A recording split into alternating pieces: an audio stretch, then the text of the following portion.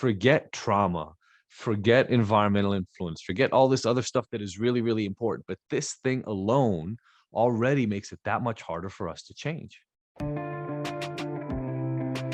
Welcome to the Ignited Recovery Podcast, a new way forward for anyone looking for answers but feeling left out.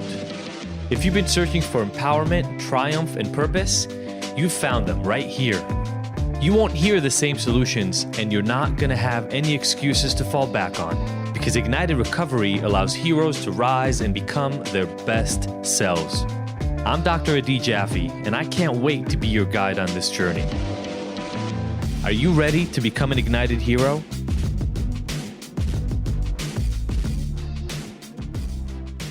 So I just got out of a two-day training followed by 2 intensive days with a client up in San Francisco. And I was working with this team of partners in a private equity firm. So very relaxed, low-key people. And the stuff that I prepared for the presentation with them, I thought really would actually parlay well for what we talk about here quite a bit, taking us back a little to the beginning of some of the modules in the Hero program in terms of biases and the way we see ourselves. So because I was given the presentation there and it was a 2-day training, I pulled a lot of data that I thought would be really interesting for a lot of you. And so I hope this will prove to be true. So, and I'm also I just finished working on this chapter, or at least for the first chapter, the first draft of this chapter in the upcoming book. So to know and take it for granted that we don't see the world objectively, right? We see it through our eyes with the perspective that we have developed oftentimes over decades. And that perspective is informed by our experiences earlier on in life. And so one of the common pieces there is confirmation bias, right? That's one of the most common biases we've talked about. Broadly, confirmation bias is the idea that your brain pays more attention to information that already confirms what you believe to be true. And then on top of it, that it interprets any information it does see to the contrary as being less relevant, less valid, less informative.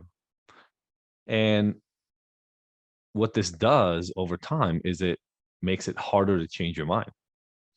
And, maybe in a way, this is kind of what they mean a little bit by it's hard to teach an old dog new tricks, right? Maybe when you're not really talking about dogs and or tricks. What we mean is after you've been proven to do things a certain way over a long period of time, after that has played out for you in life, it's really, really hard to fight that information. And so the reason I was talking about it with this group in particular is they do investments and they invest many, many millions of dollars in companies. And so they have to decide if what they see, if the information that they're processing is being thought of appropriately, right? Because they have to say, okay, here's what we see in this company. Do we put money into it? But I would argue that in our lives, we have those decisions come up all the time. Do I pick this job or this one? Do I spend my time with this friend or with this other friend? Do I say this to my wife or husband or do I not? Do I watch this TV show or do I not? Do I read this story or do I ignore it, right? Our brain is constantly having to pick what to pay attention to. And there's so much out there, especially now there's so much out there. Your brain has to find a way to be selective. You can't pay attention to everything. And so what you do is your brain naturally gravitates towards the stuff that you already believe, seeing it as more relevant, seeing it as more important, seeing it as more appropriate and more just more correct, right? Is information that is more likely to lead you in the right direction. The craziest thing about it is this works 99% of the time. Most of the time, it'll cause absolutely no problems in your life.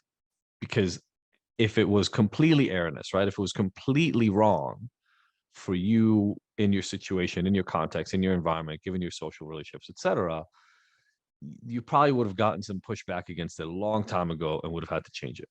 The thing is that as life circumstances change, as relationships change, as your context changes, age, gender, where you live, who you hang out with, your job, how much money you make, do you rent or own, your political opinions, the skill set that you have. As those things change, it would make sense that your brain would adjust.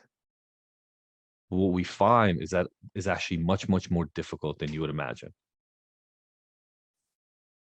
Where I think the rubber meets the road for us here, and I know I went through this in a deep, deep, deep way in my teenage and early adulthood, is there's also a set of beliefs and stories that we have about ourselves, right? About who we are, about what we're good at, maybe equally as importantly, about what we're not good at, about what is a good fit for us and what is not, the kind of goals we should chase and the ones we should ignore. But here's the crazy thing about it. Everybody is here because you want to change. All of us are here because we want to change.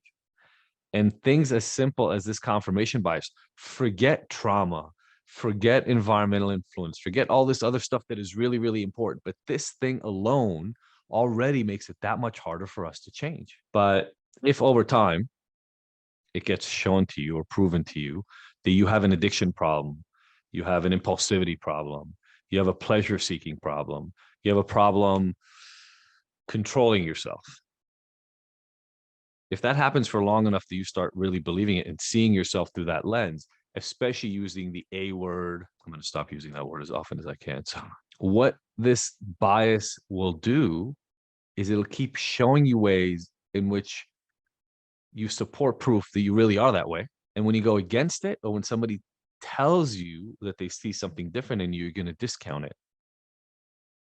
Even if you're trying to change, even if you really want to be different, you're going to keep finding evidence that you are the same. Thank you for tuning in to the Ignited Heroes Recovery Podcast. I really hope you found the information here useful and that we'll see you back here next week.